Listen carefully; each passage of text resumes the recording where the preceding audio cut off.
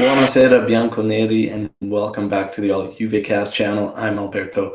We're going to recap today's news surrounding Juve. We're going to kick it off with a big happy birthday to Fabrizio Ravanelli, one of my absolute favorites. The iconic 95-96 kit. Ravanelli, one of my favorite kits, one of my favorite Juve players. I absolutely love them. You guys are very familiar with the shop, Striped Hearts Apparel. If you're a big Ravanelli fan, there's a couple of great designs there. But that goal, I saw a great tweet from a great Juventino, and he put up the tweet about one of the most underrated goals, which was the goal Ravanelli scored in the 96 Champions League final. It was one hell of a finish. And it got me thinking, it's one of those goals that was just so incredible to watch. The touch past the defender and the keeper, and then the finish from the angle to even get it in the goal. It was impressive. But I want to know, what's one of your most underrated goals? What's a goal that's constantly just stays in your head and you think, man, this goal doesn't get talked about enough? There's a great post by the Juventino there. Other news, CR7 nominated for the final three in FIFA Best Men's Player for 2020. It'll be he, Messi, and Lewandowski. Constantly in there. I think this one will be tough not to give to Lewandowski, to be honest. But what do you guys think? You think CR is going to win it, or is it going to be Lewandowski? In other news, just a tweet that was put out there today that you really got to wonder what's going on through some people's heads. But this one really just caught a lot of Juventini, and rightfully so. Most overrated keeper ever, consistently a 6 out of 10 keeper, but never ever peaked like Casillas or Neuer, who were 9.5 out of 10 at their peak. In regards to Gigi Buffon, as there was a post about him being the first goalkeeper to get a clean sheet in Champions League in 4 different decades. This tweet is absolutely ridiculous, Nice that they were able to take a break from watching Paw Patrol and eating Cheerios, but I don't know if somebody that young needs to be commenting on football. Obviously, you don't know what the heck you're talking about. Gigi Buffon is the GOAT. By the way, if you can see it over my shoulder here, Buffon Black and Gold Edition. Another sick one of the Gold Edition tees coming out now. 15% off on the store. But I can't believe tweets like that, and it's just absolutely hilarious. When you think about longevity and the ability and what he's able to do, nobody comes close to Gigi Buffon. He is the GOAT. Leave him alone. Go back to Paw Patrol and Cheerios. All right. Moving on, big news of the day was that Morata, Juve has won the appeal. Morata will no longer have this match to serve his ban, so he is available for Genoa. So you get the lineup projections for the match so far, and it has Dybala, CR7 up top, has Kulusevski on one wing, Chiesa on the other. It has McKennie and Rabiot in the middle, and then you've got Cuadrado, Sandro, De Ligt, and Bonucci at the back.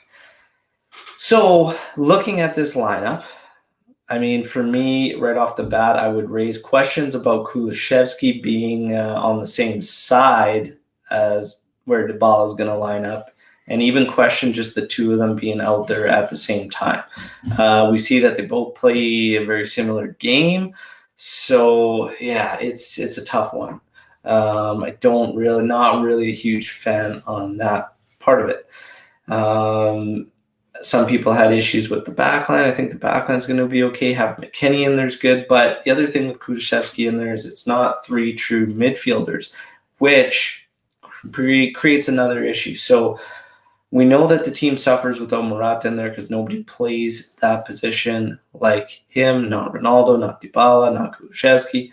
So if you're not going to have him in there, I think it's very important that you would have 3 stable midfield. You have to play like Ramsey did against, which is still making the flat 3, and then moving forward and advancing from there and not playing so high up and right with the same line as the forwards. I just don't see that happening with them. So that one's kind of raising questions. The other is, put the poll question out there on, would you start Morata, seeing as out he's available, or would you let Dybala start this one? And based on the Twitter poll, it started off, and for a while, it was 90% Morata, 10% Dybala. It's still got a ways to go, but it's 65% to play Morata and 35% to start Dybala. Now, I personally think Dybala is going to be starting this game. Now, the question that I brought up to everybody is, would you? Now, when we think about this, Morata, yeah, he's red hot. He's got the team going, and I understand that everybody wants to keep the wheels going, and I do too. But the other thing is, you have a midweek match against Atalanta. So do we run Morata again, back-to-back, quick succession like that? Or do we try and start Paulo Dybala? This is a tough one. And I see both sides of it. I could see resting Morata and wanting him for the midweek. A lot of these comments are coming in that are just saying, play him. He's hot. We need the points in Serie A. Let's go for it. The other thing is Pirlo. It's going to depend on Pirlo. Pirlo's comments have come out and he's hinted at the continuity. So, him saying this now is giving me the confidence that he knows his 1A lineup. Now, when it comes to Dybala, I'm actually fine either way. I'm fine if Dybala starts this match. I'm fine if Morata starts this match.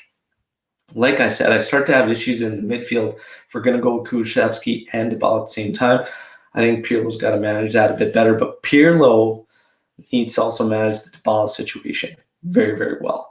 Obviously, these rumors sparking up transfer-wise and everything, but what he's got to do, in my personal opinion, is he's got to separate that player inside of him from this situation, and he needs to have the right approach and that of a manager's. He's going to have to take Paulo aside, and he's going to have to basically pump his tires and get him ready and make sure that he can perform. But at the same time, he's got to let him know that he's basically got a short leash. We can't afford slip up draws, anything like that. We need wins. And basically, if you're not up to it and it's not looking good, 60 minutes is probably going to be too long for him to be out there. So he's got to find a way to let Paulo recognize that, yeah, it's got to be there. He's got to show the face, show some support in him. He's got to raise Paulo's sense of belief in himself and still make him aware that, hey, there's guys that are, doing well right now. So if it's not there, we got to make a move. So it's a very, very touchy situation, because if he goes at him too hard, or lets him know in a certain manner, it might increase the pressure even more, and then make Paulo suffer even more on the pitch, rather than try to, pump his tires and get him up and get his confidence up. He still has to let him know and say, hey, we can't afford these 60 minutes, 70 minutes of nothing. And Pirlo's got to separate that player inside of him, because I've called it a few times this season so far. There's been times where you're waiting for those subs and you think they should be sooner and they're just not coming. And I can't help but think that's the player inside of him saying, hey, work it out, fight through it, push through it. Sometimes you got to do what's right for the team. So this is going to be a really, really tricky test, really, for Pirlo. on how he handles the Dybala situation. It's going to be very, very interesting. So I personally feel Paulo Dybala will be starting this match. Whether it's right or wrong, see what it is. But again, it's hard to say that there really is a right or wrong because we have a midweek match against Atalanta, and that's why I could see it both ways. What would I do? If you're going to start Paulo Dybala, you have the discussion with him and say, hey, this match, we absolutely need to have the best Paulo Dybala. You need to bring it, basically. Okay, it's got to be at that level. It's got to match. I need you to be up ahead and trust the other players on the pitch that service deliveries will get there. And I need you to be up there in goal. And I need you to basically do what we know you can do. All right. And I would hope that you could put in a solid full match effort. Let's go for it. Let's get this. Let's get a 90 in you. But we can't afford any slip-ups as a team. So we need everybody firing, and we got to get you going here. You just got to have that chat with him. You've got to get him ready. And if it doesn't happen, it doesn't happen. But, man, halftime might even be a little too long. Halftime, make the switch if it's not happening. But what I'm nervous about is, again, Kulusevski and Dybala. I can't see them playing together. I hope I'm wrong, and I hope if Dybala gets a start that they both prove me wrong. Kulusevski has had his own struggles on his own. He can't really seem to find a spot, so let's see what happens. If Morata goes in, I'm not concerned about it, but then I become concerned if we need him against Atalanta midweek, which I would, if you're going to look at both these matches, Genoa away is typically just a brutal fixture for us, okay? Very, very tough one. But Atalanta's not going to be any slouch, okay? So pick your poison. It's going to be tough either way. It's going to be a grind. I just don't know if I like the idea of running Morata, through Barca, through Genoa, and through Atalanta. I want to preserve him as well, right? So if you were going to pick out of those two matches, let's put it this way, Genoa-Atalanta, I would probably pick Genoa to start Dybala. So yeah, that's how I do it. But we'll see what Pirlo ends up doing. But this will be a little bit of an interesting situation, also given the fact of the pick Dybala and Pogba swap rumors and stuff. So it was a contract before, it was COVID, it was bladder infection, and now it's the swap thing. It's getting really, really intense, circling Paulo Dybala and the new system as well, Pirlo. It's just a nightmare. It is just a tough condition for success, really. And it's not excuses. It's just, it's the way it is. I think, honestly, his future, I think we're all starting to see it come to light here, and it would surprise absolutely nobody if it's as early as January that Paulo Dybala is no longer with Juve. But this is a tricky one too, and you're starting to see it with Man United that Pogba's getting dropped off lineups, obviously, with all that circulating, and it becomes one of those things. And if Paulo's feeling a certain way, and I'm sure Paulo knows a little bit more about the insides of the club and what's going on there with these deals, is he going to be able to perform to it? Do we have enough trust in him?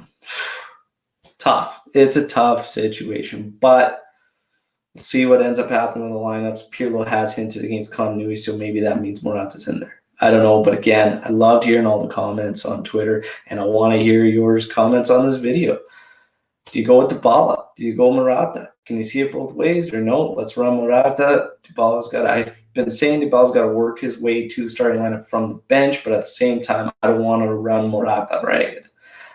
There has been hints from Juventini about starting Ronaldo, Morata, and Dybala in behind those two. What I don't like about that, all right, they're great looking lineups on paper. What I don't like about it is there's all three of your forwards. That's it. And it's the same issue I talked about on last night's episode when you look at swapping out Dybala for Pogba. Where's the backups? Because I don't see Kulusevski playing up top there. I don't see Bernardeschi doing it. I don't see Chiesa doing it. I can't see it. If we run all three, well, then right out the window. So I don't know. it's a tough one. But again, let me know what you think. Getting pumped. We're going to do a Buonasera Bianconeri tomorrow, and it's going to be live. Okay, we're going to get ready for the match live together. And you guys can get your questions, comments in, and we'll chat everything Juve as we get ready for Genoa Juventus on Sunday. Have a good night. Buonasera Bianconeri. Forza Juve. Fino alla fine. Ciao.